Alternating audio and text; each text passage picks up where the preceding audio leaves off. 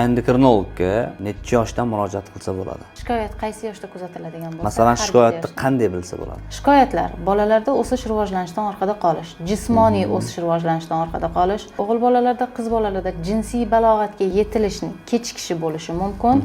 Yoshi kattalarda masalan, semizlik, qandli diabet, bepushtlik, ozib ketish, semirib ketish, asabiylashish, ko'p terlash. Masalan, semizlik deylik ana. Semizlik bilan keldi. Semizlik bilan kelgan bemordan so'raymiz. Turmush tarzingiz qanaqa? Nimalar bilan ovqatlanasiz? Semizlikning sababi gormonal buzilishmi yoki alimentarajreniya, ya'ni noto'g'ri ovqatlanish hisobiga bo'ldimi? Demak, sabab oldin analiz o'tkaziladi bemorda. Gormonal buzilish yo'q, bemorning ovqatlanishi bilan bog'liq muammo. Bunda dietolog bilan ishlab bemalol yaxshi natijaga erishish mumkin. Lekin bizda semizlikning sababi endokrinologik, ya'ni gormonal buzilish hisobiga bo'ladigan bo'lsa, albatta gormonal balansni to'g'rilamaguncha semizlikni to'g'rilab bo'lmaydi.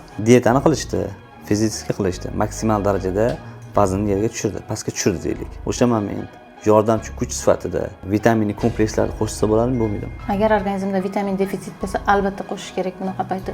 Chunki uzoq payt dietada yuradigan bemorlarda ko'pchilik biladi bu narsani. Masalan, dieta tutgandan keyin mazam qochib qoldi, holsizlik bo'ldi, temir tanqisligi kuzatiladi. Temir preparatini iste'mol qilish uchun vitamin B kompleks iste'mol qilish kerak bunaqa paytda, vitamin C iste'mol qilish kerak, Iron, vitamin D iste'mol qilish kerak. Biz uchun kerakli mahsulotlar.